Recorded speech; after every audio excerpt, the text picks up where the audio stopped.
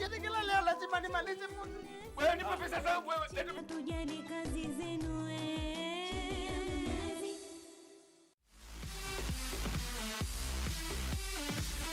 Manchester United are oozing with confidence ahead of their Emirates FA Cup semi-final showdown against Chelsea, whose desire for trophies cannot be underestimated. Oh, and he picks out Barkley, who scores. It's a super goal. It's a good setup. Martial was in the... Maguire! And he has won it! It is another must-watch match live and exclusive on KBC Channel 1 on Sunday, the 19th of July from 8 p.m.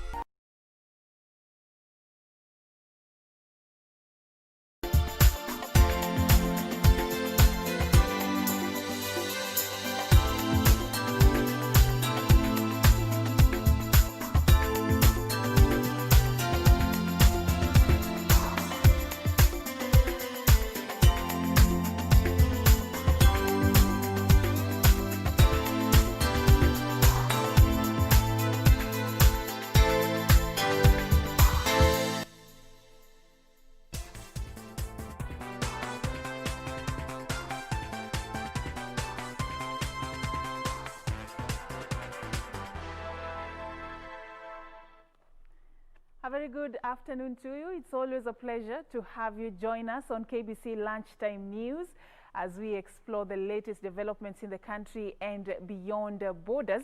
Today it is the 17th day of July 2020, a day when Miss Nancy Janet Gathugu has been sworn in as the new Auditor General in the country, ending the country's long wait for the next Auditor General, who was to succeed Edward Ouko, the first Auditor General under the 2010 Constitution. Nancy is going to be the second and the first woman Auditor General. We'll be looking at that particular story in our comprehensive news bulletin lined up for you, as well as matters to do with flattening the curve in the country across different counties, and of course what the health CS Mutahi Kagwe is up to today with the latest with regards to how we are doing in terms of the numbers and the efforts to mitigate the spread of COVID-19. Why don't you stay with us? My name is Serfine Achieng, and remember you can interact with us on KBC Channel 1, on our social media handles at KBC Channel 1 and at Serfine_Achieng on Twitter, Serfine Achieng on Facebook. Now, we begin straight away with the first story. The government has engaged over 283,000 youths in the second phase of the National Hygiene Program as part of ongoing efforts to cushion vulnerable groups from the adverse effects of the COVID-19 pandemic. The second phase of the program will target improving infrastructure, mainly in informal settlements. Meanwhile, principals drawn from the technical institutions across the Rift Valley region have expressed commitment to comply with the guidelines set by the government to contain the spread of COVID-19 ahead of the planned reopening in September. Housing Principal Secretary Charles Hinga says the 6-month Kazi Mtaani project targets young people across all the 47 counties as part of the social protection program. Hinga saying that first phase of the program focused on hygiene in the wake of the coronavirus pandemic that has affected all sectors of the economy. And now phase 2 is going to be a bit different. We are still going to do the hygiene programs, but because we have quite a number of youths, we are also now going to get into some formal type of works. In the meantime, Youth and Gender Affairs Chief Administrative Secretary Rachel Shebesh has commended the efforts employed by the youth in Mombasa who have embraced the national hygiene program dubbed Kazi Mtaani. Speaking in Mombasa during an inspection tour of the program, Shebesh said the program has helped transform the fortunes of vulnerable communities. So we have come to offer to the Mombasa County our offices of the Women Enterprise Fund, of the Youth Fund, of NGAF that is under the Women Rep, and even the youth, the UWEZO. Money cannot be sitting in accounts at this time of a pandemic. It needs to go to the young people on the ground, it needs to go to the women. Elsewhere, principals drawn from technical institutions across the Rift Valley region say they are ready for reopening in September and will work together to ensure they comply with the guidelines set by the government to contain the spread of COVID-19. We can put in place all the equipment, all the necessary facilities, but if we don't take care of ourselves as trainers, as students, then we will not be able to succeed. Otherwise, we are ready as institutions, we are prepared. These as Chuka University and Tharaka University College expressed optimism that they will reopen their doors in early August. We want learning to continue, but the circumstances within which learning will take place should remain safe for everybody so that we are safe to learn. And Samburu County government is exploring ways of banning traveling into the county to prevent the spread of COVID-19. Samburu County Governor Moses Lenol Kulal says his administration is planning to hold a meeting with the national government to explore possibility of closing the county with an exception of transport for essential services. We will liaise with the national government and see possibility of restricting entries to Samburu, to only let in essential services and essential supplies, so as to take the protection mode a bit higher. Finally, Kalonzo Musyoka Foundation has announced that it will sponsor a bright but needy child from the city's Kayole estate through her college education. Wiper Democratic Movement leader Kalonzo Musyoka, who is also the foundation's patron, say they will foot the school fees of Lavina Kinyi, an orphan at Mom's Love Children's Home and who scored a B in her KCSE exams last year when colleges reopen. Even when you go for your nursing, remember that's the beginning. Okay, Akinyi? That's just a beginning. Usiseme nimefika mwisho. So we will work with you, God willing. We can keep your record and work with you. Beatrice Getonyenge-Tich, Channel 1 News.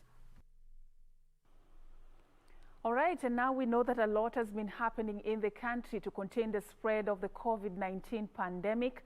And the Health CS Mutahi Kagwe has been on a tour of several counties just to assess their level of preparedness when it comes to their mitigation measures. Yesterday he was in Nakuru, and today he is in a tour of Murang'a County. And joining us now live from that particular county is our reporter and anchor Nancy Okware to give us the latest developments. Nancy, I understand that the Health CS is on a tour of that particular region. From the time you arrived and what you've been able to see, even as at the Kiriaini Mission Hospital, how do you rate the level of preparedness for this particular county in terms of the COVID-19 pandemic?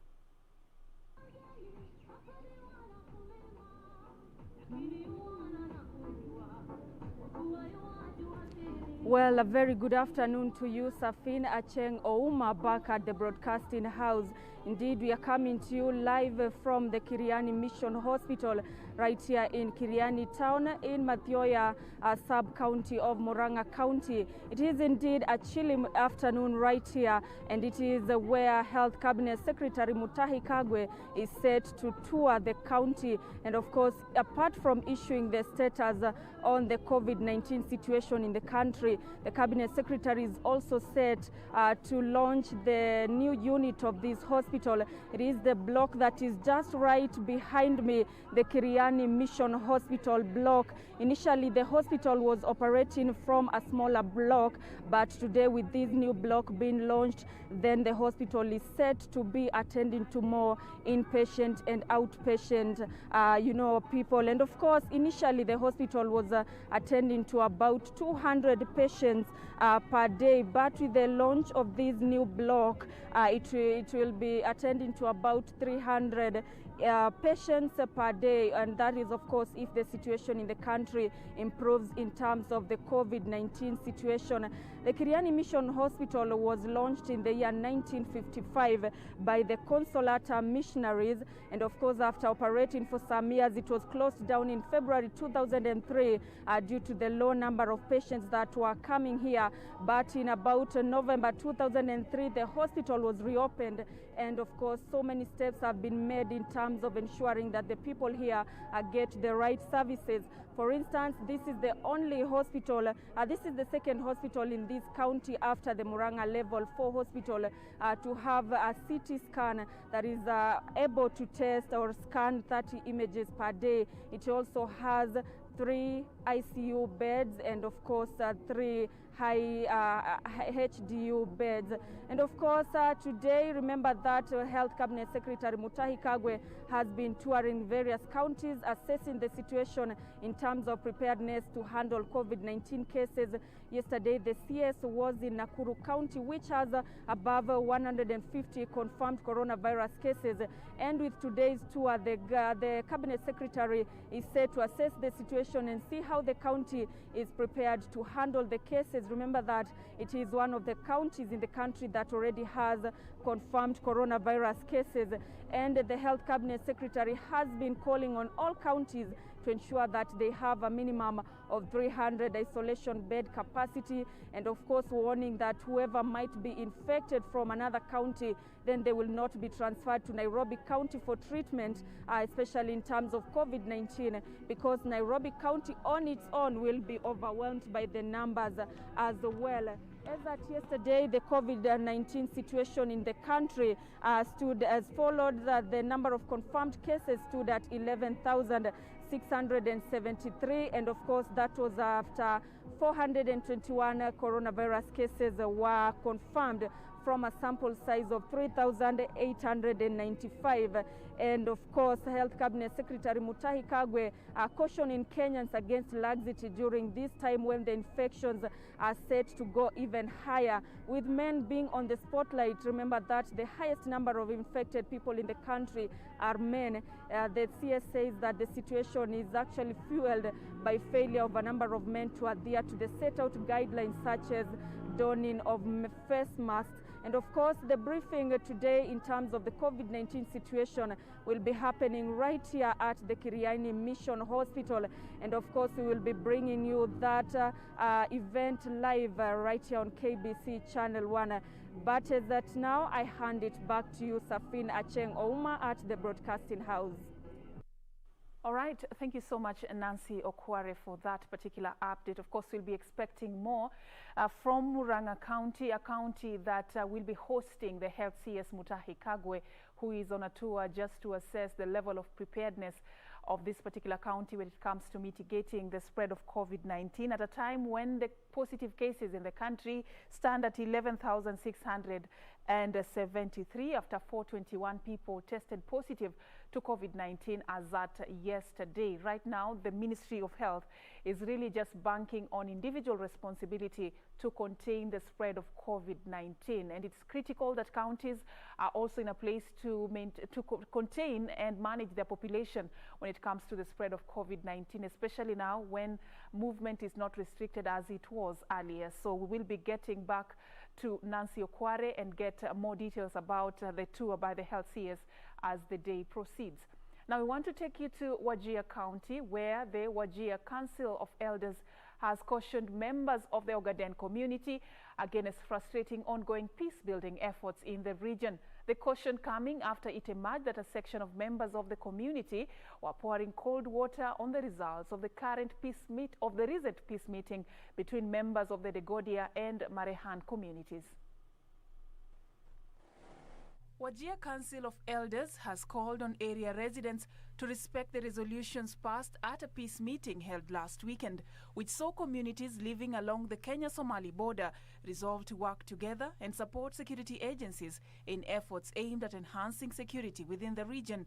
Their call coming after it emerged that residents of the Ogaden community were pouring cold water on peace-building efforts being implemented by the neighboring communities. The elders saying it was unfortunate that some disgruntled leaders have resulted to politicizing ongoing peace efforts within the region that had been plagued by tribal conflicts with often fatal consequences. As you may be aware, the allegation 10-kilometer stretch that the Degodia community share with the Somali border has recently witnessed successive attacks that led to loss of lives of our Kenyan security forces and civilians, and further resulted in the closure of some business and border towns. The said meeting was therefore meant to specifically address this recurring insecurity along the affected region and has nothing to do with the other parts resided by Ogaden Sub-Clan. Ile kitu inatufanya tukutane na jamii ya Wasomalia ambayo tuko jirani ni kuhusu hiyo mambo, kuhusu mambo ya usalama ambayo imetusumbua. Hakuna kitu kingine, hakuna fitna nyingine. Tunaomba wa ndugu zetu, wa jirani wetu ambayo tuko pamoja wasifanye kisiasa, mikutano ya kiamani, ya kindugu. The elders maintained that the recent meeting between the Degodia and Marehan communities, which aimed at discussing how the two communities can work towards peaceful coexistence along the border, was successful. Ilikuwa mkutano ya kuleta umoja au uhusiano mema, public relation kati ya jamii mbili, jamii ya Gedo Marehan na jamii ya Wajia Degodia. Tunajua kwamba kuna jamii nyingi katika jimbo letu la Wajir na wote wanahitaji usalama. They say that the meeting, which was attended by top security officials, religious leaders, community elders among others, was also aimed at discussing suitable conflict resolution mechanisms to end perennial conflict between the Marehan and Degodia communities, which have stalled development in the region. Tunahitaji maendeleo. Ikiwa hautashirikiana na nchi jirani kwa njia nzuri, hautafika maendeleo na hautafika malengo yako. Lazima ushirikiane na majirani.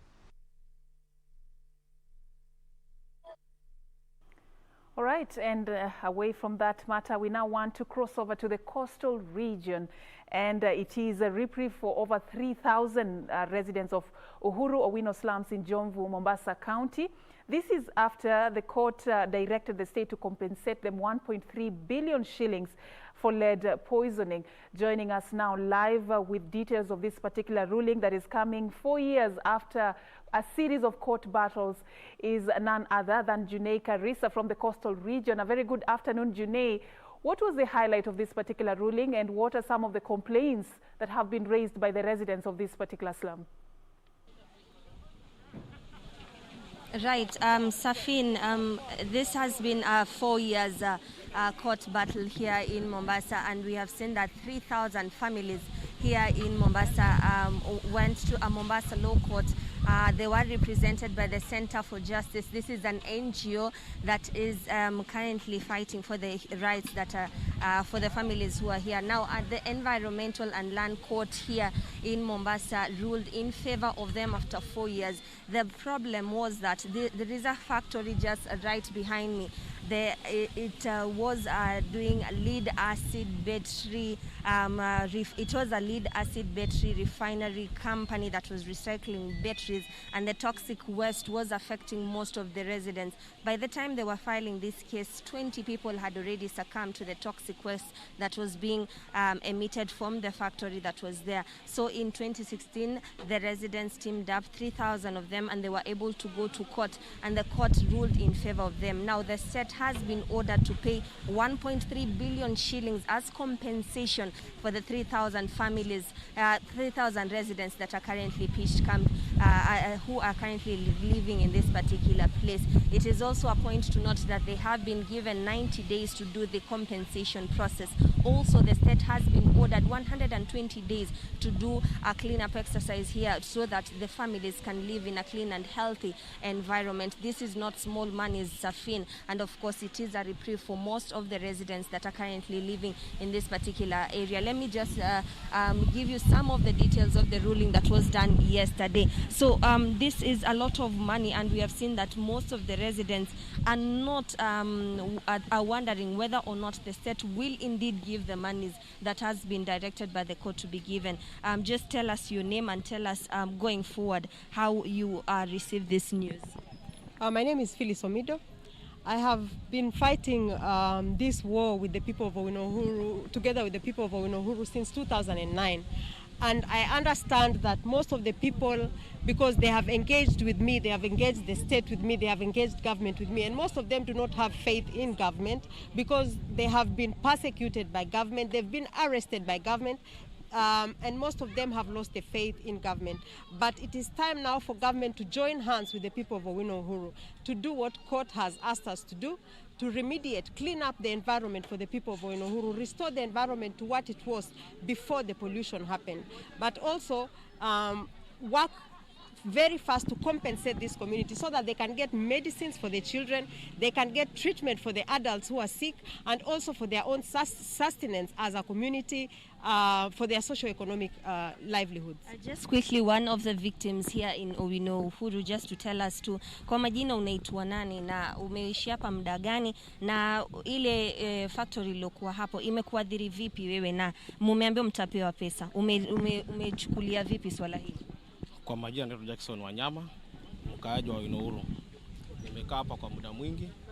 Nilikuja Kabaraka nikapata mwanamke, tukapata mtoto wa kwanza akakufa. Aliuliwa na hiyo sumu. Tumeendelea tukapata msaidizi akatufailia hiyo kesi, tumeendelea na kesi. Kwa sasa hivi tunashukuru matokeo ambayo mahakama imeamua. Tuone kama tutakavyofanyika. Kuna mwingine tu haraka tu tueleze, umelipokeleaje swala hili kwamba serikali inafaa kuwapatia shilingi bilioni 1.3 wewe kama mwadhiri wa mahali hapo? Kwa majina naitwa Irene Achieng. Nashukuru sana Mungu ametukumbuka. Tumeteseka sana tangia 2009 mpaka sasa una result kwa shingo, niko na uvimbe wa shingo. Hizo zote hata sina hata feelings ya kuongea naye za nina mwanaume. Hata kuzaa mtoto wangu nilizaa na 7 months na mpaka sasa sijawahi shika mimba tena. Nashukuru Mungu ametukumbuka. Tunaomba isiwe na nyingine, tukipata hiyo pesa at least tujione venye tunaweza tibiwa na tusafishwe mahali hapa, tuone kwa Mungu atatusaidia. Shukran sana. Those are some of the sentiments of some of the residents here in Oinohuru village here in Changamwe constituency. Serfine, we will be giving you, of course, a detailed update at the top of the hour. But for now, 1.3 billion has been compensated for these families that are currently residing here, and the exercise is supposed to take 90 days. The cleanup exercise is supposed to take 120 days, and the families are supposed to be treated. So this is a reprieve for the residents, and of course they will be getting the effects. They have bared the brunt of the effect for the past so many years, over 16 years. Back to you, Serfine Achieng. Thank you so much, Junei Karisa, for that update. It's unfortunate it's coming at a time when several people have already succumbed as a result of some of the toxic materials that have been, experienced in the area. But then it's a relief that they have been compensated 1.3 billion shillings. We'll be staying close to that particular region just to follow up on the latest developments from the coastal region.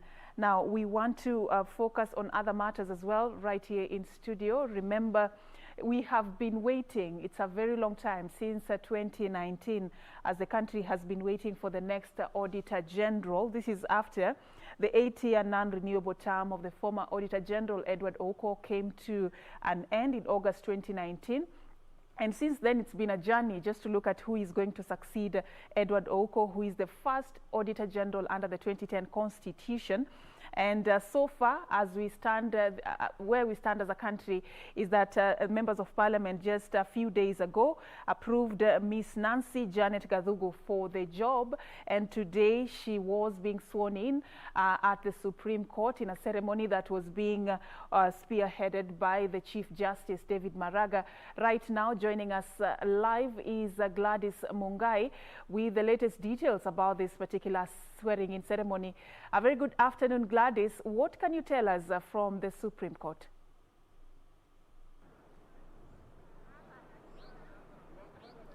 Good afternoon, Serfine. We are indeed coming to you live from Supreme Court in Nairobi, where the swearing-in of the new Auditor General, that is Nancy Kabui Gathungu, has just taken place minutes ago. Here, a ceremony presided over by the Chief Registrar of the Judiciary, that is Anna Madi, as well as the Chief of Staff, that is Joseph Kenywa, and the head of the Supreme Court being Justice Maraga. And during her acceptance speech, the candidature and Nancy Kabui Gadungu, who happens to be succeeding the former office holder Edward Ouko, says she's going to build onto the legacy left by her predecessor, that being of independence, reliability, as well as relevance, and also independence and objectivity, and ensuring that the Kenyan dream is achieved. You remember that her candidature is quite interesting, remembering the issues that have came before her appointment and approval by the National Assembly. When she was being vetted by the National Assembly Finance and National Planning Committee, she was asked to get to tell the committee what she's going to do to ensure that the 11 months that have been left, the gap between when Edward Ouko left the office and her coming into the office, in the event that she was going to get that opportunity, what is she going to do to ensure that that office doesn't remain vacant? And she told the committee that among issues she'll be looking into is the amendment of the Public Service Act of 2015 to ensure that there is no vacancy once the current holder of the office service or the term gets to come to an end. And also, you will remember also that she was among 51 nominees who are looking for that position.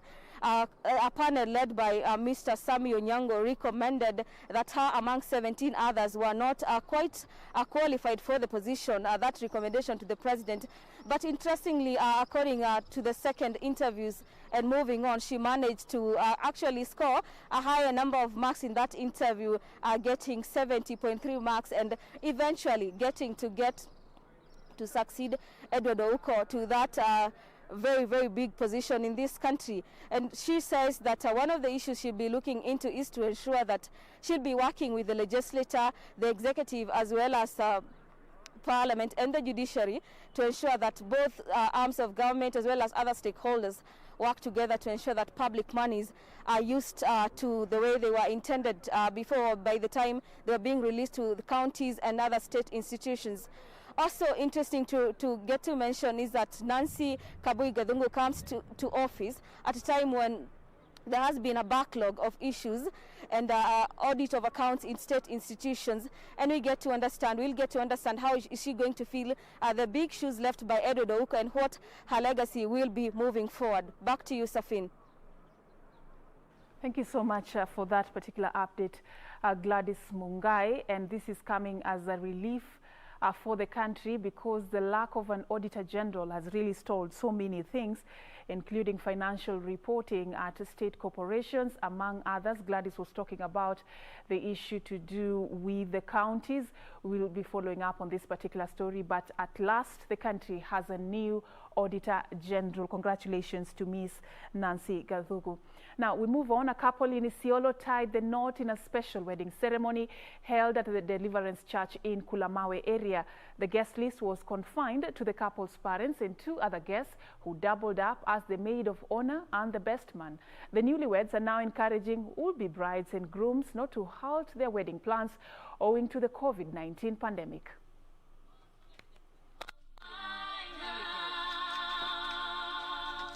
Thursday, 16th of July. That was the all-important day for Evelyn Kanyua. It was the day she would say, I do. And despite the stringent COVID-19 restrictions, nothing could hold back the love this couple shared, and they chose to celebrate it through a formal union. The couple say they had already settled for a date a year ago and were not willing to push it forward. They proceeded to exchange their vows with only 4 guests who witnessed their union. They have encouraged others who are willing to exchange their nuptials to do so and not let COVID-19 derail their plans. It's a day that we had planned since last year, but we didn't know that so many won't attend, won't celebrate together with us. But wherever they are, I appreciate them. They noted that the most important thing in a marriage was the blessings of the church and their parents, which they were able to receive. Waambia tu musiogope, harusi huo ni ya watu watano. Hakika ni ya wale ambao wanaoana, wasimamizi wao na yule anayeshikanisha mchungaji. So hiyo tayari kwa Mungu imekubalika, kwa serikali imekubalika. Though not a typical wedding celebration, they were contented to bask in the love they shared as they begin their life together. Caroline Kamar reporting for Channel 1 News.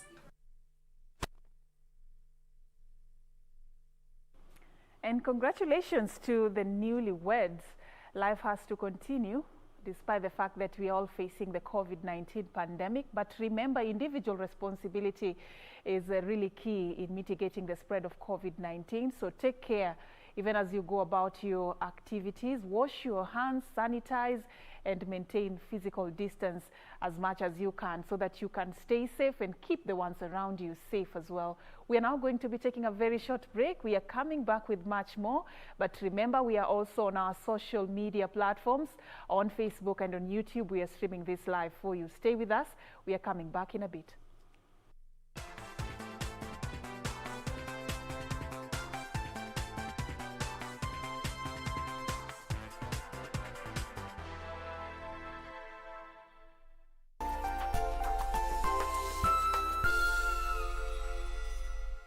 When the world changed, it made us go back to the simple joys and love the little things even more, like serving up your best, eating together, and sharing more. Now, we'll take nothing for granted and always remember to taste the simple joys.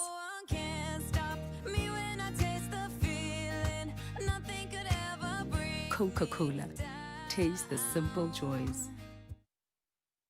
Je, ungependa kujua jinsi ninavyojizuia kuambukizwa au kuambukizana virusi vya korona? Ni rahisi. Mwanzo, ninaziendesha shughuli zangu zote za kikazi na hata za kibiashara kutoka papa hapa nyumbani kwangu. Baadaye, ninaitunza mwili wangu vyema kwa kuiweka katika hali iliyo sawa kupitia mazoezi ya mara kwa mara na pia lishe bora. Mwishowe, ninaungana na jamii yangu pamoja na marafiki zangu kupitia njia ya simu au mtandao ili kuzuia dhiki na upweke wakati huu mgumu. Kumbuka, haijalishi kama uko na virusi vya korona au la, salia nyumbani. Uokoe maisha.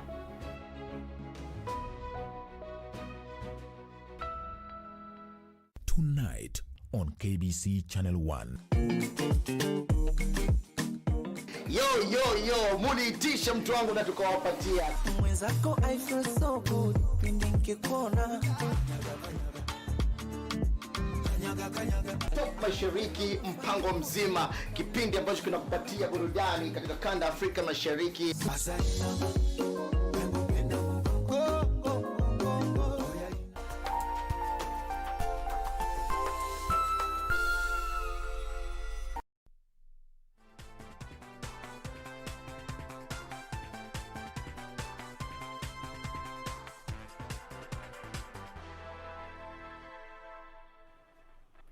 We really appreciate you staying with us as we sail through and move on. Residents of the Nairobi's Mihango estate have decried what they say is continued degradation of a road linking Mihango and Kayole estates. The residents are attributing the destruction of the road to continued overloading of lorries belonging to a Chinese road construction company that often use the road to ferry construction materials. It was a business unusual along this busy bypass after area residents blocked the road over its alleged continued degradation by lorries belonging to a Chinese road construction company. The residents claim that hundreds of vehicles use the road each day despite the road being under construction, with the contractor struggling with unpaid dues. Hii barabara contractor hata hajamaliza kulipwa, alikuwa anafaa kurudi kwa site amalize barabara. Hii barabara venye iko wametembea mpaka sasa pande nyingine malile pande huko nyuma wameharibu kabisa barabara. Wanabeba excess. Patches on the road are clear evidence of the damage caused by the heavy vehicles.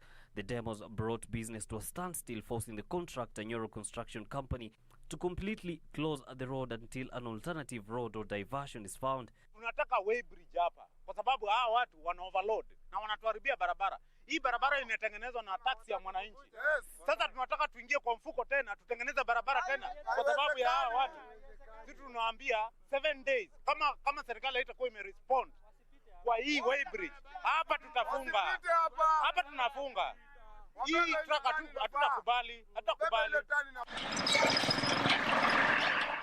Elsewhere, Residents of Nanyuki Town are lamenting over the delayed construction of a main road linking Nanyuki Town in Laikipia East and Dodol, a township in Laikipia North. Mwanzo hii barabara hata ikukaa kwa muda. Tulienda like 2 months to 3 months mashimo ikaanzia. Na since hiyo wakati hata wa leo bado hii barabara haijatengenezwa, imekuwa mbaya, imekuwa ikituharibia magari. Mwanzo kila wakati ni kubadilisha coil spring, mara imekatika mahali. Mwanzo hii mashimo imekuwa kubwa kubwa. Especially wakati wa mvua huwezi ona shimo mahali iko. Wewe tu unafikiria ni barabara iko sawa, unakuta umepiga shimo. So the locals accusing the Kenya National Highways Authority of what they term as laxity to complete the section of the road, even after a tender for its upgrade was awarded on June 3rd, 2020. Sasa tumekuja hapa kutafuta kazi na tunataka watupe kazi. Watu wasitolewa Mombasa wakuja wajenge barabara kama ile kwa uko Mwea. Tunasikia mpaka saa hii vijana hawajapata kazi, wanashida hapo kwa barabara. Yusuf Farah, Channel 1 News. Thank you, Yusuf, for that. Now, a row is brewing in Kisii County after a section of traders rejected the newly constructed Darajambili ultra-modern market, accusing the county government of failing to address their concerns. Emily K. Bade informs us that the market located within Kisii town was constructed so as to decongest the area and provide enough stores to the traders who sold their wares next to the Kisii-Migori-Kisumu highway. A face-off between a cross-section of traders and county government executive is looming after the traders rejected the newly constructed Darajambili ultra-modern market. According to Transport Chief Administrative Secretary Chris Obure, the market, which was constructed at a tune of 110 million shillings, was meant to help decongest the area, provide employment opportunities by creating more stalls, enhance revenue collection and improve sanitary conditions. It will relieve this burden and relieve the traders of the nightmare they've been experiencing because of the fear of accidents and so on. Besides, we think this market will provide a huge number of new jobs to the local people, besides helping the county to enhance its revenue collection. The traders want to be allowed to operate from their current designated area along the Kisii-Migori-Kisumu highway. Sisi tunaambiwa tuende ng'ambo. Wenye ng'ambo wenye wanahusia huko maneno ya nguo, wacha waende huko. Hii mboga tunauza, tutaweza kulipa hiyo huko? Hatuwezi. Sasa tunataka sisi wenye wanauza maneno ya mahindi, maharagwe, mboga, watu waje tuuzie hapa kwa sababu sisi tuko na mali yetu tunauzia. Wanatuambia watutoe mahali sisi tunauzia kwa soko ndani 200 meters kutoka kwa barabara. Watupeleke barabara tuende kuuzia. Sasa hatujui ni nini excellency wetu Ongwae unakubali tupelekwe barabarani tutolewe kwetu. Sisi kama ni mahali ingine wakitutoa kwetu hatuendi. For Channel 1 News, I am Emily K. Bade. A tug of war between a Chinese road construction company and Embu Water and Sanitation Company has left residents of the Gashoka-Gishuriri Road without water. The duo have locked horns over who should take responsibility in replacing the water pipes damaged during the construction of the road. The residents, who have been without water for 3 months now, are demanding a solution to the matter to end their suffering. Embu Water and Sanitation Company is demanding the road construction company bears at the cost of replacing the damaged pipes. However, the road construction company is faulting the water company for failing to relocate the water pipes as per their obligations before the start of the construction. The ensuing tug of war is what has left the residents in a precautious position as they continue to go for days without water. Hata nyanya yangu anataka maji. Nimutolewa wapi? Niko na watoto 8. Wengine nimbe wangu hata yeye akana watoto 6 atatoa wapi? The water company is threatening to move to court to seek redress of the matter if the road company will not replace the pipes. The ensuing row has also seen the construction of the road at a standstill amid fresh fears more pipes could be damaged. The residents are now demanding a speedy resolution to the problem as they have been without water for 3 months now. Residents are expressing fears the continued struggles are exposing them to coronavirus infections as they lack sufficient water to ensure frequent washing of hands as part of the health protocols. Sasa tunaambiwa tuoge mikono kila wakati. Tunaambiwa tuoge na hakuna maji. Tutaoga na nini? Na hatuna maji. Sasa sisi shida yetu ni maji tu, hatuna shida ingine. Kama corona iko, vumbi iko, sisi tutakufa na hii shida yote. Sisi tuko na ushuni kwa roho, juu hatujui penye tunaweza saidika. Sasa tunauliza mkubwa wetu akitusaidia kwa hiyo maji, tunaweza furahi sana juu tutasaidika. Magonjwa itaisha na mashida itaisha. Yusufar, Channel 1 News. And now a look at the global status of the spread of coronavirus in India. India's news coronavirus cases crossed the 1 million mark on Friday as infections spread to smaller towns and rural areas following the lifting of a vast lockdown. Only the United States and Brazil have a higher COVID-19 caseload than India. More than 13.9 million people around the world have been diagnosed with COVID-19. This is according to data from the Johns Hopkins University. Past 1 million coronavirus cases, becoming the third country in the world to do so after the United States and Brazil. The number of deaths reported has now crossed 25,000. In all the three countries, the pandemic is wreaking havoc on healthcare systems, economies, as well as the daily lives of residents. The United States reported 68,428 new infections in the past 24 hours, according to a tally by Johns Hopkins University, setting yet another record for the single-day rise in coronavirus cases. The U.S. has recorded over 3.6 million infections since the pandemic began. In Brazil, cases are surging by tens of thousands every day and have passed the 2 million mark, with little sign that the rate of increase is slowing as anger grows over President Jair Bolsonaro's handling of the outbreak. Elsewhere in Europe, Spain recorded its highest number of cases since early May on Thursday, with 580 new infections. Authorities in Barcelona are planning to restrict movement throughout the city to halt the spread. Cases are also rising again in Italy, where 230 infections were recorded in 24 hours, many of them in the north. Fatalities in Italy have now surpassed 35,000.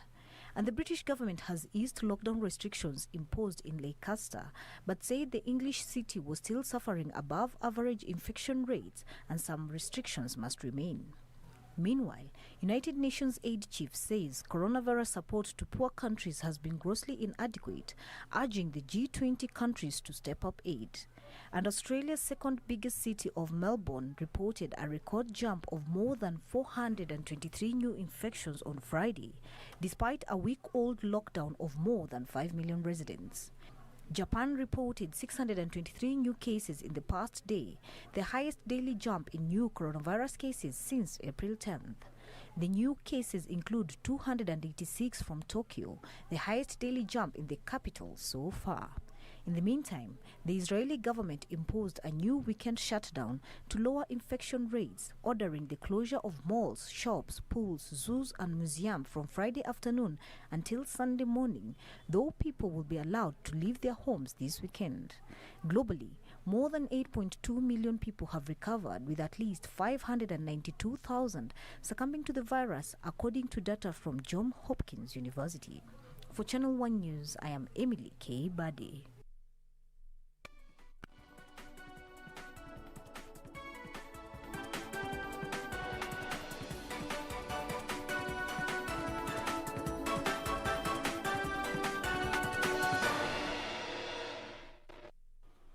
Let's now bring you up to speed with the latest developments in the world of business. We begin right here in Kenya. The country has recorded a 50% drop in the value of mergers and acquisition in the first half of this year after COVID-19 threw investors into a spin. Latest data on acquisition and mergers show that there were 15 deals in half year ending June this year, valued at 13 billion shillings. The Competition Authority of Kenya further predicts increments in joint ventures in the coming months, especially in the aviation and e-commerce sectors. Kenya has long been considered East Africa's dominant investment hub, attracting some high-value mergers and acquisitions in the last few years. However, the COVID-19 pandemic appears to be taking the shine off Kenya, with the number of M&A dropping by 51% to 13 billion shillings between January and June this year. 12 of the 15 deals in the first half of 2020 were cross-border transactions. Bujagali Energy Limited's 4 billion shilling sale to Jubilee Holdings was the highest outbound cross-border transaction of the period, while Commercial International Bank's Egypt acquisition of Mayfair Bank for 3.5 billion shillings was the top inbound cross-border deal. According to the Competition Authority of Kenya, for inbound cross-border deals, the focus was on media and entertainment, with 3 deals, as well as the financials, retail and material sectors recording 2 deals each. There was one bound transaction which had the highest deal of all cross-border deals. The authority says it expects mergers will increase where dominant firms acquire upcoming competitors, more so in the digital economy. The watchdog has so far processed about 45 mergers and acquisition deals in the financial year 2019-2020 and expect the number to remain the same in the current financial year. In the sub-Saharan African region, mergers volume decreased 24% to 254 deals, compared to 338 deals for the same period last year. Total value of M&A deals was down 56% to $6.8 billion in the first half of 2020, compared to $15.3 billion in half year of 2019. Majority of deals in the first half of this year were cross-border, with 160 transactions totaling to $4.8 billion.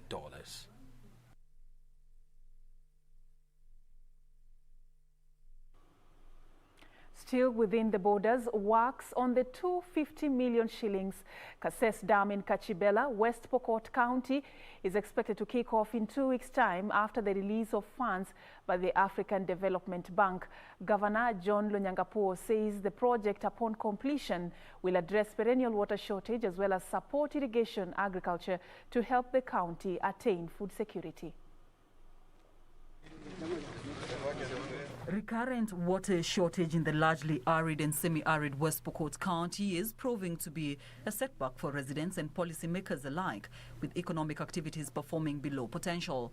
The new dam at Kasese, which borders Uganda, is being implemented under cross-border memorandum of understanding to develop ASAL counties through development of dams aimed at reducing intercommunal conflicts by minimizing water scarcity in the county. Nafanya Peace for Dams tatu kama ministry.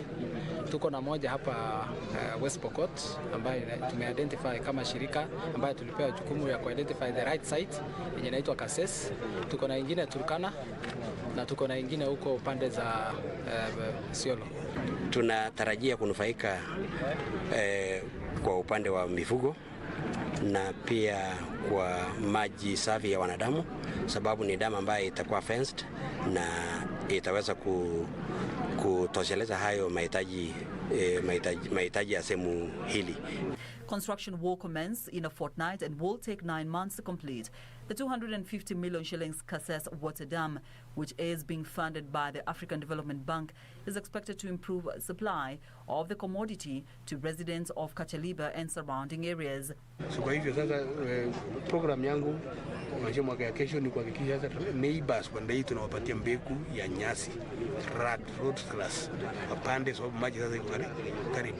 Then it will be easy to transform, kufanya pastoralism productive and economically viable, sababu maji iko karibu. Central Rift Valley Works Development Agency has similarly identified several projects including boreholes, water ponds and water for schools. Residents who are largely livestock keepers are also being encouraged to adopt crop farming through irrigation to improve food security. Tumetengewa hii dam ni sehemu ambayo ina mashamba za wenyewe, na tunajaribu kuangalia ama kuangazia kama viongozi jinsi tunaweza kuwasaidia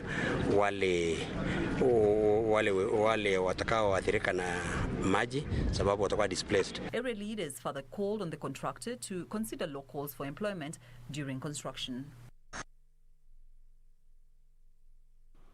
Now, with the resumption of domestic flights, hoteliers at the coast are appealing to the county government to waive the 2020 license operating fees to support the tourism sector recover.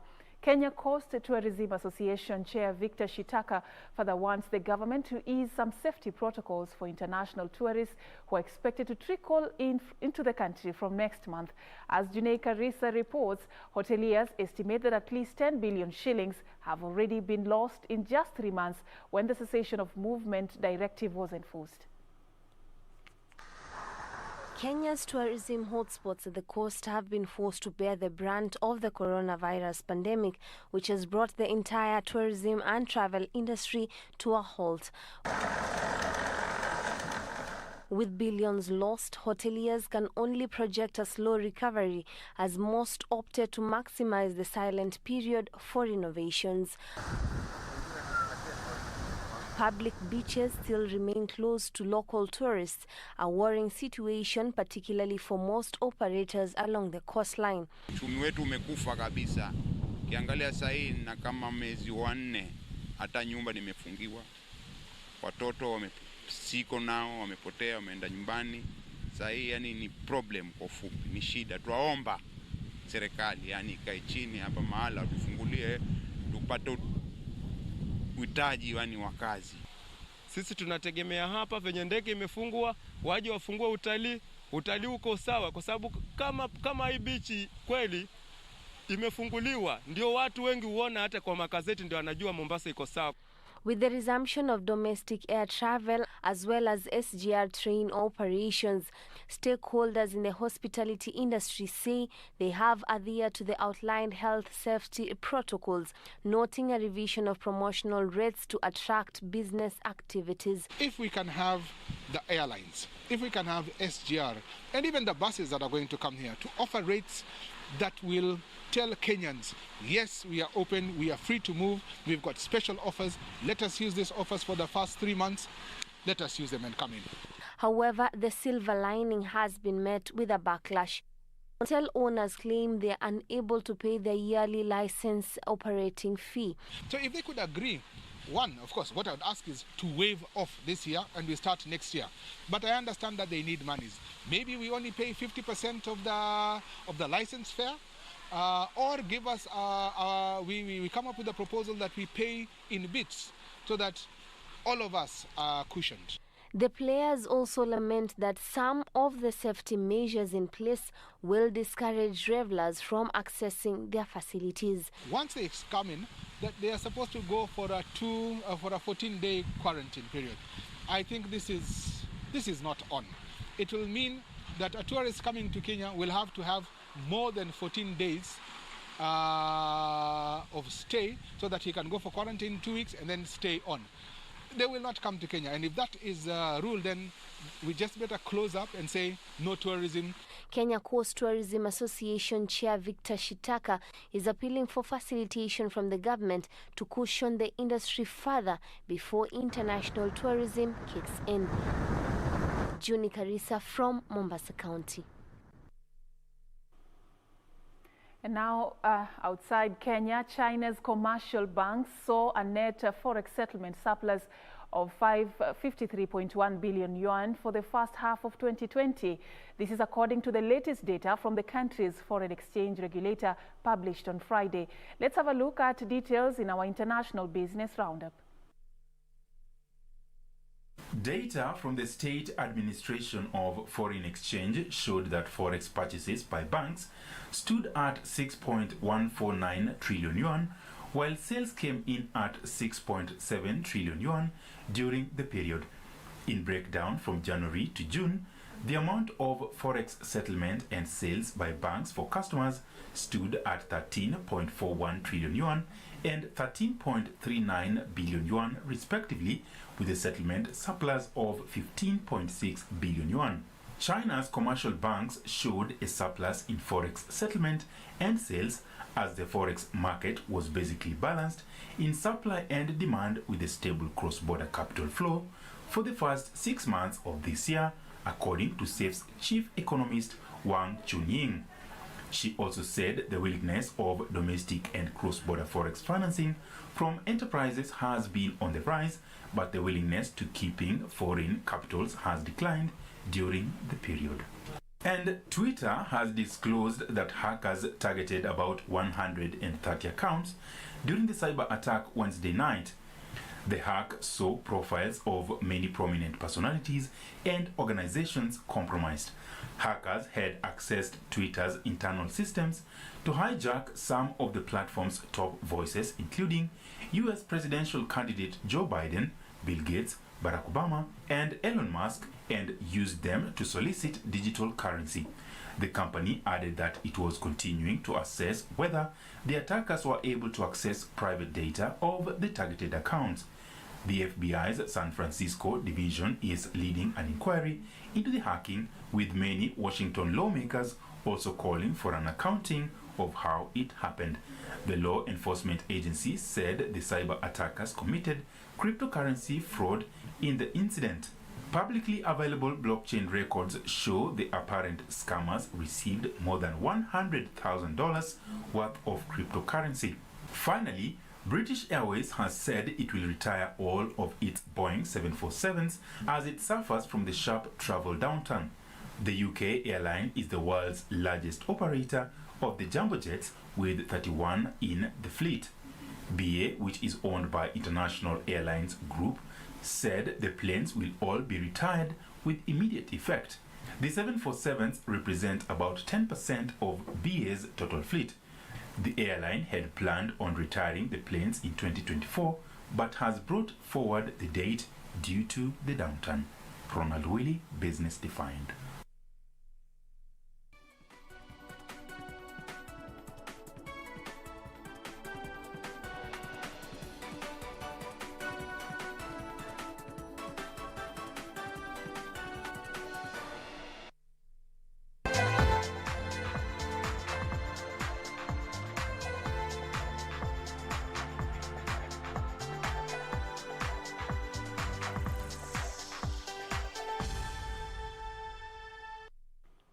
And the latest in the world of sports is that Real Madrid have been crowned Spanish champions after a 2-1 victory over Villarreal on Thursday night, taking the title with a run of 10 consecutive victories since action restarted last month.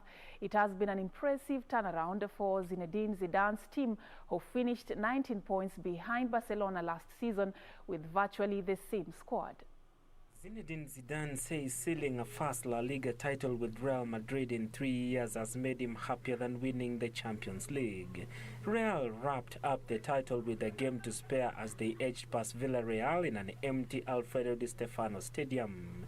Karim Benzema fired between the legs of Sergio Asenjo and added a controversial second from a retaken penalty.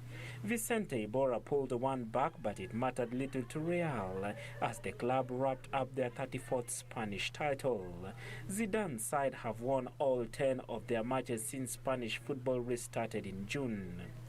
They head into the final day of the season with an unassailable 7-point lead over second-placed Barcelona, who slumped to a 2-1 loss to Osasuna. The loss left Barcelona captain Lionel Messi saying that things have to change at the club. On a night their 30-game unbeaten home run in the league came to an end. Jose Arnaiz put Osasuna ahead before Messi leveled with a free kick. The visitors had Enrique Galengo sent off for elbowing Cleme Lenglet before Roberto Torres' close-range winner. And Manchester United have earned the right to challenge for a top-4 finish in the Premier League after a fantastic spell of post-lockdown form, says boss Ole Gunnar Solskjaer. United maintain their relentless pursuit of a place in the Champions League with a hard-fought 2-0 win against Crystal Palace at Selhurst Park. Solskjaer's side were under pressure after Leicester's earlier 2-0 victory over Sheffield United.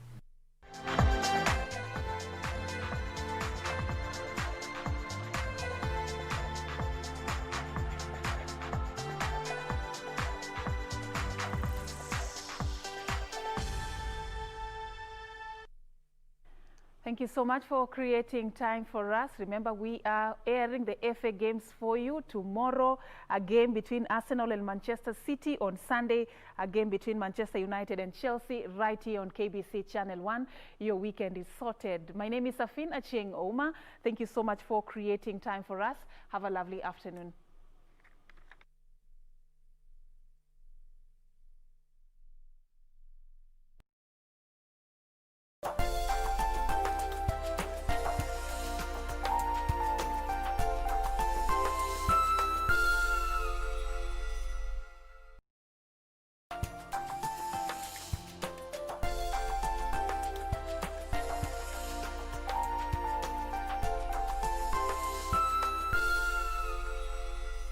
Jiamini na ujikubali kuwa wewe kibinafsi. Ikiwezekana, cheza kama wewe, kwa sababu wengine wote wameshachukuliwa.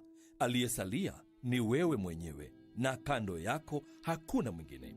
Inakufaa kucheza ngoma kiwewe, kana kwamba Kupata ujiamini, bonyeza *811 *817 #. Bonyeza *811 *817 #.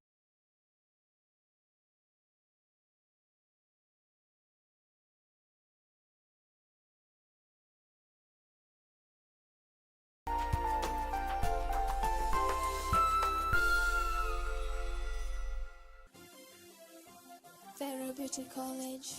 Vera Beauty and Fashion College, with branches in Nairobi, Eldoret, Thika, and Meru. Did you know that we are a TVET-approved institution? We offer courses in fashion design, interior design and soft furnishing, event decoration, flower arrangement, event planning, hairdressing, barbering and dreadlocks, beauty therapy, makeup, nail technology, spa massages, teaching skills, TOT, solo business management, and many more. Register now and visit our website on www.verabeautycollege.com. You can also call on 0725 923 550 Nairobi branch, 0728 087 689 Eldoret branch, 0722 22 7428 Thika branch, 0725 000 706 Meru branch. Vera Beauty and Fashion College, a TVET approved institution.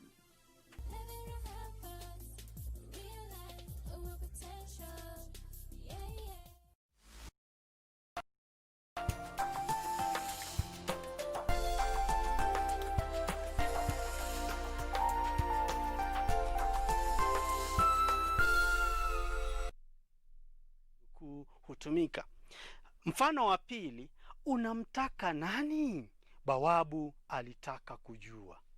Unamtaka nani? Bawabu alitaka kumjua. Kwa hivyo hapa maneno ama ule usemi halisi ambao umetolewa na bawabu umewekwa katika nukuu. Safi kabisa. Mfano unaofuata, lo, umejichafua kiasi hiki. Kumbuka pale ni hisi, alama ya hisi imetumika pale. Hivyo ndivyo sentensi ile ilivyotoka yule mzungumzaji. Lo, umejichafua kiasi hiki. Mwalimu alimaka. Mfano unaofuata wa 4. Mtoto aliita, baba, baba, mwizi. Kwa hivyo angalia ile sentensi. Kuna namna tofauti ya kuweza kuwasilisha sentensi ya usemi halisi. Maneno ya mzungumzaji yanaweza kutangulia ama yule mzungumzaji atangulie. Na ndiposa nimekupatia ile sentensi ya mwisho kukujulisha kwamba unaweza amua kuanza kwa yule mzungumzaji, ndiposa utupe yale maneno ambayo alizungumza. Kisha kuna usemi wa taarifa. Tunapozungumzia kuhusu taarifa, taarifa ni ujumbe unaotaarifiwa. Unapewa na mtu fulani, anakutaarifu, anakuambia, unajua leo nilipokuwa natazama runinga, nilitazama taarifa. Taarifa zilikuwa za kusikitisha sana. Taarifa zilikuwa namna gani? Taarifa zilikuwa kuwa yule mtangazaji alisema kuwa, unaanza kunukuu maneno ambayo yalitoka kwa yule mtangazaji. Sawa? Kwa hivyo inamaanisha kwamba usemi wa taarifa ni ule usemi wa kuripoti. Unaripoti kile ambacho umeshakisikia. Unaripoti uneni ambao umetoka kwa mtu mwingine. Ndio maana tunasema kwamba haya ni maelezo ya kilichosemwa na mtu fulani. Pia ni kuripoti maneno yaliyosemwa na mtu fulani. Kwa hivyo kwa ufupi tu, hayo ndio maelezo faiwati au dhahiri shahiri ya usemi wa taarifa. Kumbuka, tunapozungumzia kuhusu usemi wa taarifa, sheria zake huwa tofauti ama kanuni zake huwa tofauti na usemi halisi. Tunasema nini? Katika usemi wa taarifa ama katika usemi halisi, alama za nukuu hutumika, lakini tunapo taarifu zile alama zinaondolewa. Na ndiposa katika uelekezi wangu hapa ninataka ujue kama umepewa usemi halisi, ni vipi ambavyo tunabadilisha katika usemi wa taarifa. Tumesema kwamba alama za nukuu hazitumiki unaporipoti. Mfano katika sentensi tunasema nitakuletea zawadi mama alimwambia mwanawe. Huo ni usemi halisi, ama hiyo ni nukuu kutoka kwa mama. Kwa hivyo endapo unataka kuambia mtu yale ambayo umeambiwa na mama, utasemaje? Utasema kwamba mama alimwambia mwanawe kuwa angemletea zawadi. Kwa hivyo ile inakuwa nini? Taarifa. Ule unakuwa usemi wa taarifa kutokana na ule usemi halisi ambao tumepewa pale juu. Alama ya kiulizi haitumiki wakati tunaripoti. Alama ya kiulizi haitumiki wakati unafanya nini? Unaripoti. Mfano katika sentensi, unaenda wapi? Bawabu aliuliza. Hayo ni maneno, ama hiyo ni nukuu ambayo ilitoka kwa bawabu. Na endapo unataka kuripoti utasema bawabu alitaka kujua alikokuwa anaenda. Kwa hivyo tumeondoa ile alama ya kiulizi pale. Mara nyingi wakati uliopita ndio hutumika. Kwa nini tunasema kwamba wakati uliopita ndio hutumika? Kwa sababu unaripoti mambo ambayo maneno ambayo yashazungumzwa, maneno ambayo yashatoka kwa mtu fulani. Kwa hivyo kitendo kile kishafanyika. Na ndipo tunasema kwamba wakati uliopita ndio unakuwa wakati mkuu katika sentensi zako. Mfano katika sentensi, unakula nini? Mama aliuliza. Kumbuka wakati ambao umetumiwa pale ni wakiambishi na ni wakati uliopo. Unaporipoti sentensi hii, ile na tunaiondoa, tunatumia kiambishi li ambacho ni cha wakati uliopita. Kwa hivyo tutasema mama alitaka kujua alichokuwa akila. Unakula nini? Kumbuka hili ni swali, kwa sababu hapa amesema kwamba aliuliza. Tunasema kwamba alitaka kujua, kwa sababu alipouliza alikuwa anataka kujua jambo fulani. Ndipo tunasema alitaka kujua. Kwa hivyo ufahamu hayo endapo utapata swali lolote. Kisha kuna wakati mwingine ambapo yule mneni ama mnenaji anatumia viashiria. Kiashiria kama hapa kinabadilishwa namna gani? Kiashiria hapa huweza kubadilika na kuwa hapo au pale. Hizi sheria ndogo ama kanuni ndogo ni muhimu sana unapobadilisha maneno yale. Hutaweza kuanguka swali lolote ama hutaweza kukosa kujibu swali lolote kuhusiana na haya endapo utafuata zile kanuni. Kwa hivyo tunasema nini? Endapo katika uneni wa yule mzungumzaji yana hapa, ile hapa hubadilika kuwa hapo au pale. Katika sentensi mfano, wanafunzi mtasomea hapa. Wanafunzi mtasomea hapa, mwalimu aliwaambia wanafunzi. Kwa hivyo neno hapa linabadilika kuwa hapo. Na itakuwaje katika kuripoti? Mwalimu aliwaambia wanafunzi kuwa. Kumbuka sasa hapa tumeongeza neno kuwa. Mwalimu aliwaambia wanafunzi kuwa wangesomea hapo. Ta pale imebadilika imekawa nge. Nadhani hiyo tutaweza kuizungumzia baadaye. Lakini cha msingi angalia kwamba neno hapa limebadilika kuwa hapo. Kiashiria hawa. Kiashiria kumbuka ni maneno ambayo yanaonyeshea huku, huko, kule, huyu, huyo, yule, hawa, hao, wale. Kwa hivyo kama ni kiashiria hawa kiko katika swali lako, tutabadilisha namna gani? Nasema kwamba hawa hubadilika kuwa hao au wale.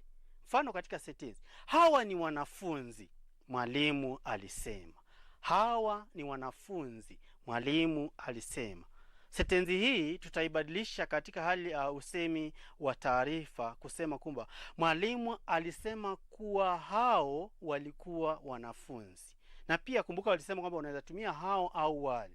Pia walisema mwalimu alisema kuwa wale walikuwa wanafunzi. Kwa hivyo ukiangalia kwenye mabano ni mbadala tu wa hao. Neno leo linabadilika namna gani unaporipoti ama unapotoa taarifa? Leo, neno leo hubadilika kuwa siku hiyo au siku ile. Kwa hivyo Mfano katika sentensi, wakulima wote watapata mshahara leo. Wakulima wote watapata mshahara leo, waziri wa kilimo alisema. Kwa sababu yale ni maneno ambayo yametoka kwa mnenaji, tutaripoti kwa kusema kwamba waziri wa kilimo alisema kuwa wakulima wote wangepata mshahara siku hiyo. Kwa hivyo leo pale inabadilika kuwa siku hiyo. Wanafunzi, ningependa pia kukupeleka katika neno jingine, wakati huu. Wakati huu au sasa hubadilika namna gani? Nasema kwamba wakati huu au sasa hubadilika kuwa wakati huo au wakati ule. Mfano katika sentensi tunaposema kwamba mwalimu aliwaambia wanafunzi, tutakamilisha shughuli za kudurusu kwa kufanya mtihani muhula huu. Nataka waangalie pale. Nakumbuka pia hapo awali nilisema kwamba unaweza kuanza na maneno ya yule unaweza taja yule msemaji ndiposa ufuatishe yale maneno ambayo yamemtoka. Kwa hivyo mwalimu aliwaambia wanafunzi, tutakamilisha shughuli za kudurusu kwa kufanya mtihani muhula huu. Kwa hivyo pale kigezo kikuu ni neno huu. Wakati huu inabadilika namna gani? Itabadilika na kuwa mwalimu aliwaambia wanafunzi kuwa wangekamilisha shughuli za kudurusu kwa kufanya mtihani muhula huo. Ama unaweza kusema kwamba muhula ule. Kwa hivyo jua hiyo tofauti. Kisha kuna neno kesho. Kesho ikitumika katika sentensi itabadilika namna gani? Neno kesho hubadilika na kuwa siku iliyofuata au siku ambayo ingefuata. Kwa sababu unajua tunapozungumzia kuhusu leo, kesho, leo, jana, leo na kesho, unajua ni wakati gani. Kwa hivyo kesho inakuwa siku ambayo inafuata siku ya leo. Na ndiposa tunasema kwamba neno kesho inakuwa siku iliyofuata au siku ambayo ingefuata. Katika sentensi, kesho mtaenda Mombasa, mwenesi alimwambia ndugu yake. Kesho mtaenda Mombasa, mwenesi alimwambia ndugu yake. Kwa hivyo kuripoti sentensi hii itakuwa namna gani? Mwenesi alimwambia ndugu yake kuwa wangeenda Mombasa siku ambayo ingefuata. Wangeenda Mombasa siku ambayo ingefuata. Kwa hivyo kesho inakuwa siku ambayo ingefuata. Kisha kuna kimilikishi kwangu au kwetu. Inabadilika namna gani?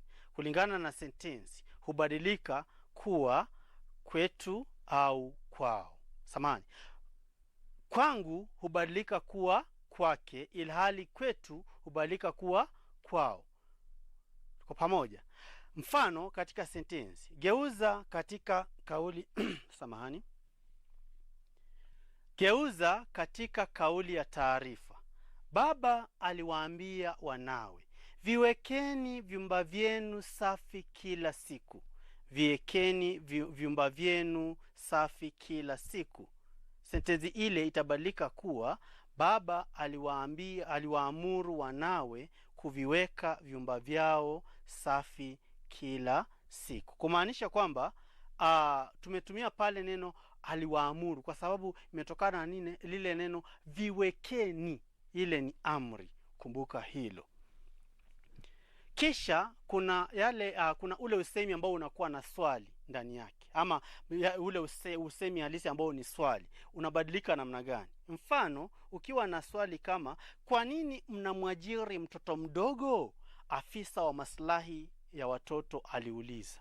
Ningependa tutumie mfano huu wa sentensi kuweza kujua, je, kama ni swali linabadilika namna gani?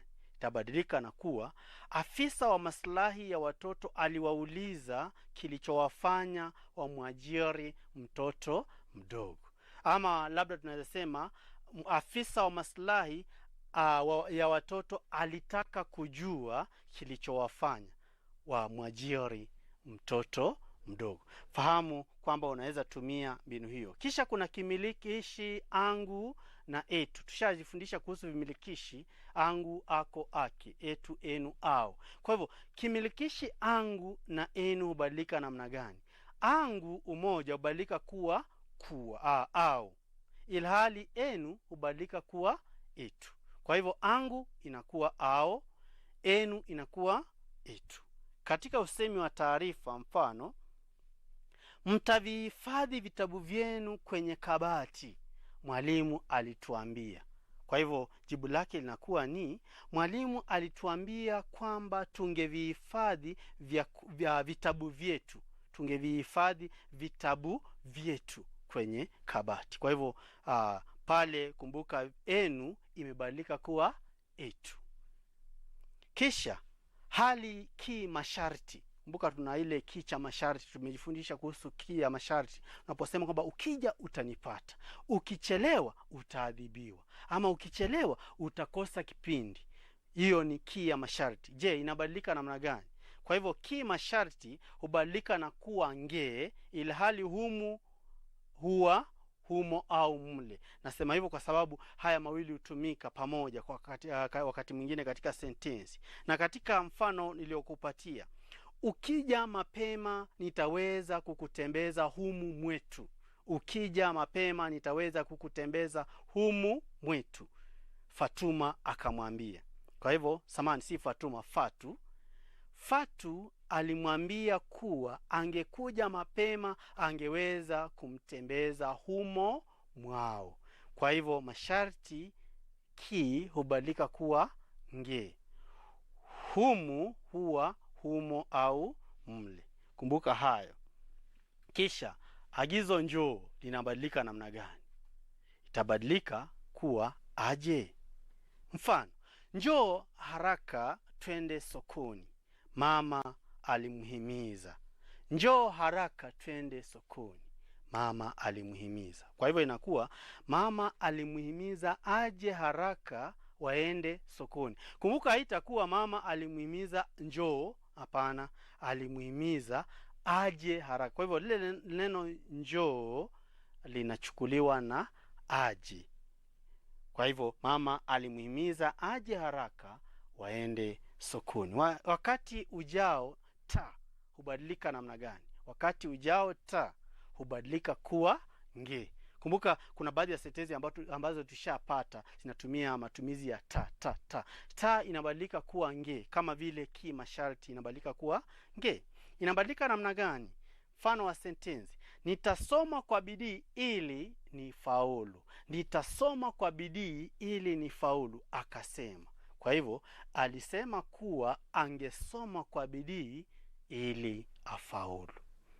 Alisema kuwa angesoma kwa bidii ili afaulu. Kwa hivyo tu hizo tu ndio baadhi ya kanuni muhimu sana unazofaa kuzijua unapotaka kuweza kubadilisha labda usemi kutoka usemi halisi hadi usemi wa taarifa, ama usemi wa taarifa ukitaka kubadilisha katika usemi halisi. Na ili uweze kujikumbusha zaidi yale ambayo tumejifundisha, kuna zoezi ambalo ningependa ujaribu ukiwa tu pale na kalamu yako na daftari, uone kama utaweza kujibu. Swali la kwanza: chagua usemi ufaao wa Bahati alisema kuwa angeenda nyumbani kupumzika. Endapo utapewa swali kama hilo, kwamba huu ni usemi wa taarifa, badilisha katika usemi halisi, utabadilisha namna gani? Utasema kwamba nitaenda nyumbani kupumzika, Bahati alisema. Kwa hivyo sentensi ya kwanza ambayo ulipewa kama swali, kumbuka ule ni usemi wa taarifa, unaubadilisha katika usemi halisi, itakuwa nitaenda nyumbani kupumzika, Bahati alisema.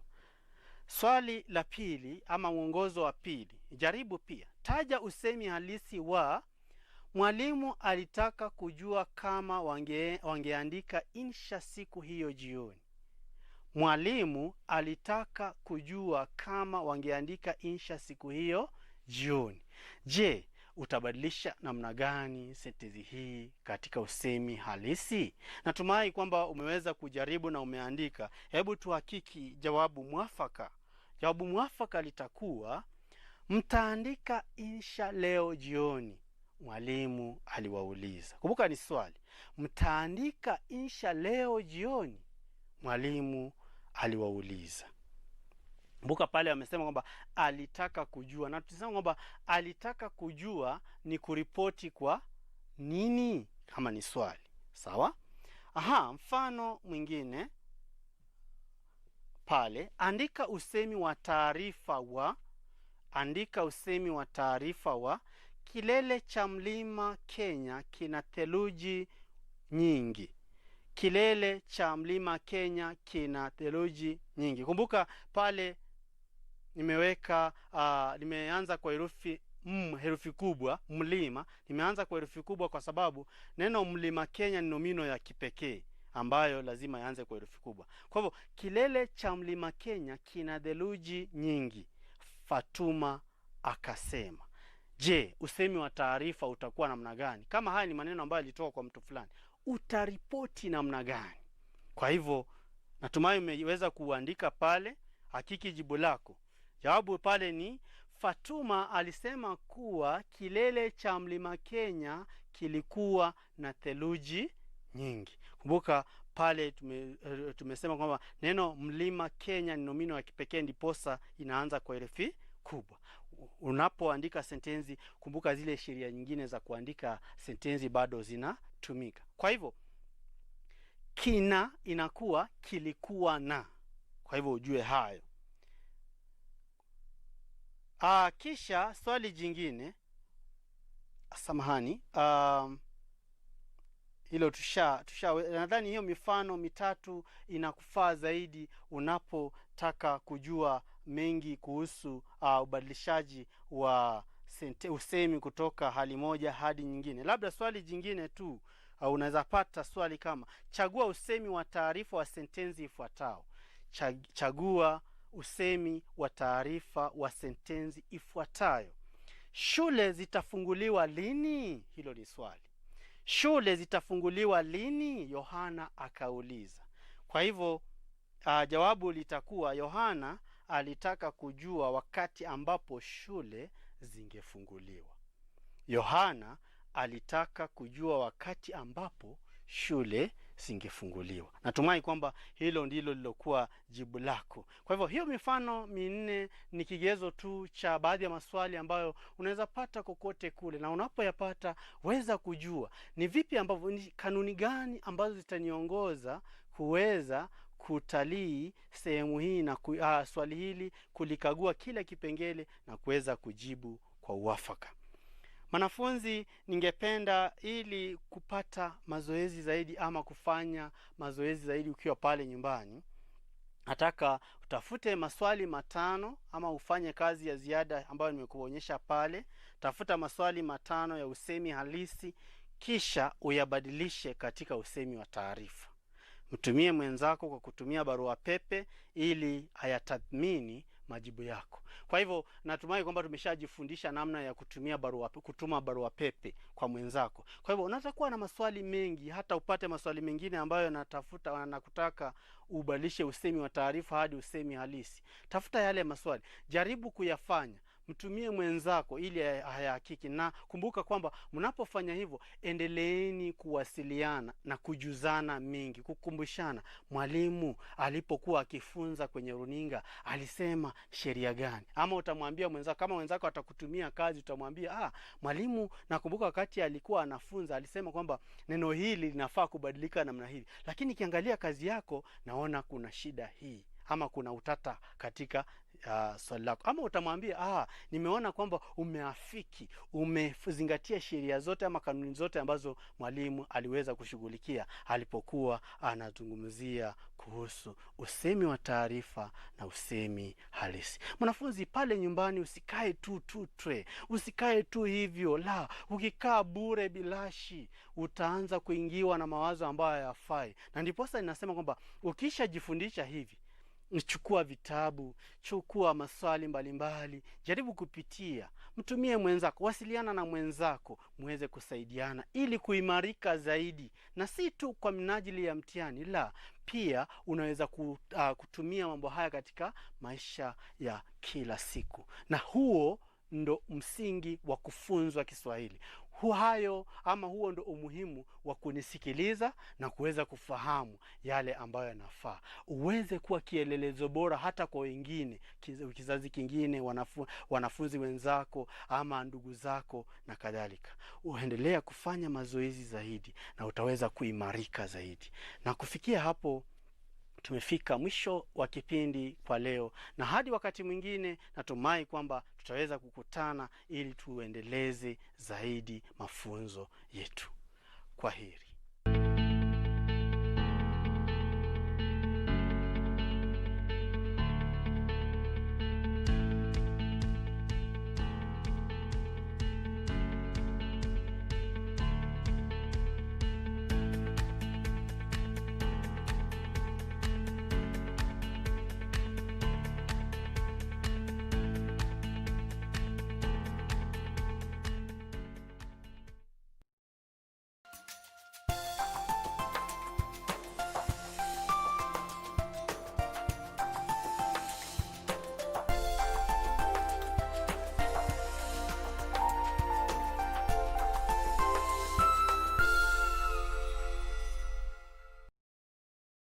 Fortunately, I have to respond to the challenge given by your mother.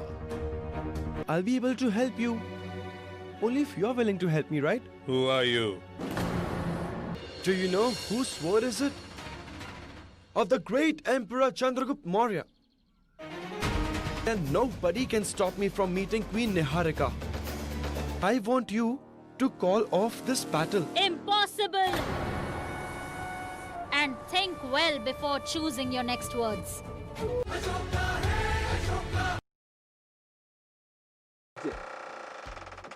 Kwa hivyo wakuje. Asante sana. Kamau, ni wapi unataka kutupeleka? Huko mashambani amejenga. Lakini mimi sitaki kwenda huko. Utakunywa nini? Mimi saa hii sina happy time. Wacha niende kwa soko nikuendee tu matunda. Hapana Kamau, keti tu chini. Hapa sioni kichitoa. Naweza kukuamini kweli? Nataka kudeal na wayune na job. Deal na wao sasa. Wacha mimi nirudi hivi, acha nikufikishe tu hapa. Sawa. Next on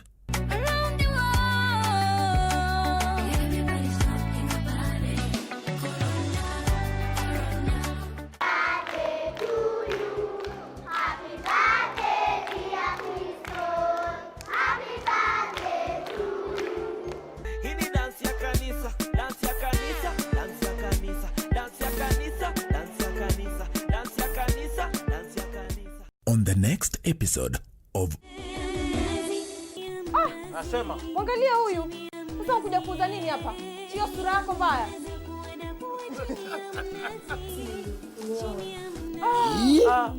Aisha, usisema kusha kutoka wewe. Maji na maji ya kutosha. Sijakuja sababu ya maji. Mambo yamebadilika. Yangaje tekela. Tekela leo lazima nimalize mtu. Wewe nipe pesa zangu wewe. Tujali kazi zenu. Acupuncture helps give a sick Komodo dragon a new lease on life. It doesn't matter how you disguise it, a car will always startle a lion. And dolphins helping autistic children to communicate more freely. Mini leopard is the most expensive kitten in the world. The new hybrid of leopard and house cat, Zeus, is the closest thing to a domesticated wild leopard Britain has ever seen. 2 orangutans, 1 leopard and a chimpanzee, whose mothers abandoned them after birth, keep handlers at the zoo's nursery on their toes at all times, crying for attention and demanding playtime.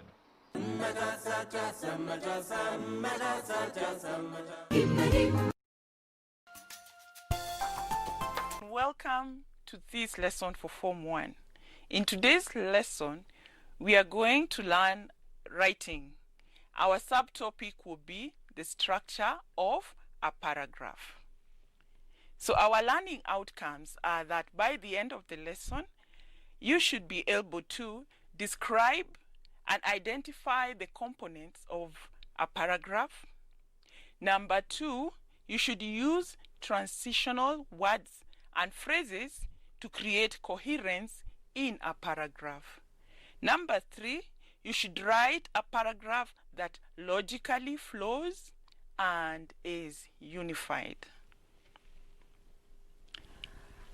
So one problem that I find with learners is they never know where exactly to start a paragraph from. You may find that a student will write one paragraph or will write all the information in one paragraph, and you'll see there's only one paragraph from the top of the page to the end of that page. So in this lesson, it's my hope that we will know how to separate paragraphs depending on what we are talking about. So what is a paragraph? A paragraph is a group of sentences that revolves around one idea, which we will call the central idea. And the rule of paragraphing is to focus only on one idea at a time. So it means that in each paragraph, if I am reading your paragraph or your essay, then I need to see one idea only in each of the paragraph. Supposing you are talking about causes of road accident, the minute you find yourself talking about reckless driving and unroadworthy vehicles in the same paragraph, then you are doing the wrong thing. So you either discuss reckless driving alone, and then you move to the next paragraph and talk about unroadworthy vehicles. I hope that is clear, but we'll see that in the examples. So let's look at a structure of a paragraph. So a paragraph must have the following elements. 1, there must be a topical sentence. A topical sentence is a sentence that contains the central idea. It prepares the reader on what information to expect from the rest of the paragraph. It usually comes at the beginning of a paragraph, and we'll look at what we mean by that. So imagine that you have been asked to write a composition on the disadvantages of social media. What areas would you focus on? So the areas that you would focus on will form your topical sentences. And I have a few examples here. You can say a lot, you can say many things about the social media, but I've just given a few. So these are the likely areas you would write about. One of the things you would talk about is that they have weakened interpersonal communication. So that would be your topical sentence. Another topical sentence, so you can also talk about the social media being used to lure young people into cults or criminal groups. Another area that you can look at is that it has led to the fragmentation of families. And let me explain what fragmentation means here. It means that it has led to the separation of families within a home. You know, before social media or before the internet, family would sit together and watch TV together, but now you find everybody is alone doing their own things. So that has fragmented families. That's what we mean by that term. So those are the areas that you would discuss, and those will be your likely topics, topical sentences. So if you have